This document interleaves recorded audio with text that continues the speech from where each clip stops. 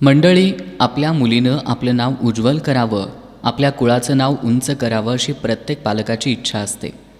कारण मुलीचा बाप होणं ही खूप अभिमानाची गोष्ट आहे. ही खूप अभिमानाची बाब आहे. कन्यादान करणं हे जगातील सर्वात मोठे परोपकार आहे. या संपूर्ण जगात मुलींचं मोठं योगदान आहे.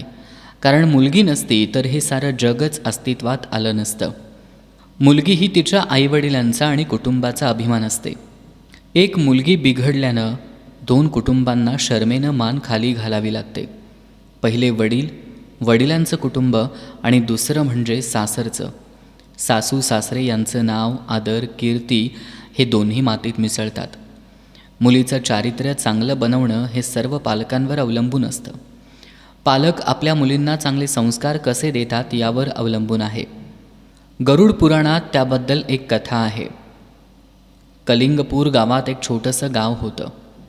त्याच नगरात बासुदत्त नावाचा ब्राह्मण राहत होता. त्याला एक अतिशय सुंदर मुलगी होती, जिचं नाव सुदेवा होतं. सुदेवा अतिशय चंचल मनाची होती.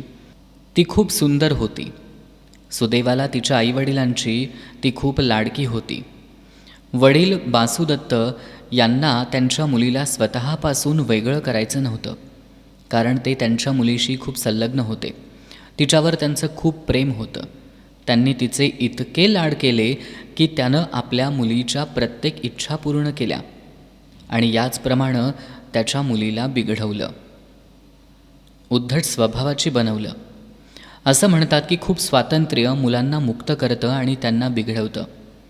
मी असं म्हणत नाही की तुम्ही तुमच्या मुलांवर प्रेम करू नका. प्रत्येक पालकानं आपल्या मुलांवर प्रेम केलं पाहिजे. त्यांचे वेळोवेळी लाड केले पाहिजेत आणि त्यांना चांगले कपडे देखील घालावेत. परंतु वेळ आल्यावर त्यांना वेळोवेळी फटकारणं देखील आवश्यक आहे. त्यांना सुसंस्कृत असणंसुद्धा तितकंच महत्त्वाचं आहे. कुणाचा मुलगा किंवा कुणाची मुलगी हा दुष्ट स्वभावाचा असेल तर त्यामुळं त्याला आयुष्यभर त्याचा नक्कीच त्रास होतो आणि त्याचा मूर्खपणामुळं त्याच्या पालकांनाही त्रास होतो.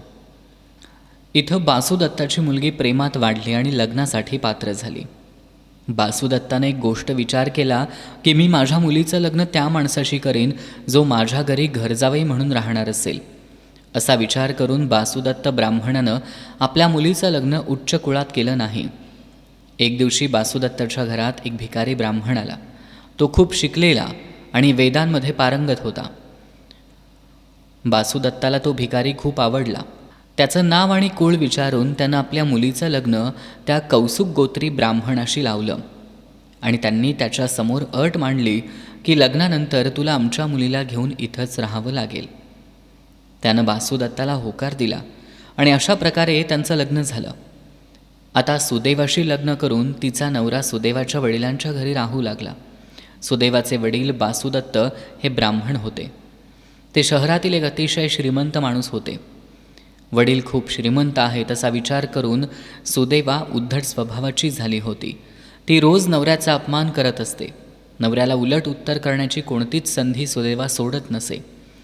तो ब्राह्मण सुदैवाचा नवरा खूप विद्वान होता. तो खूप हुशार आणि चांगला समंजस माणूस होता. पत्नीला तो कधीच काही बोलला नव्हता.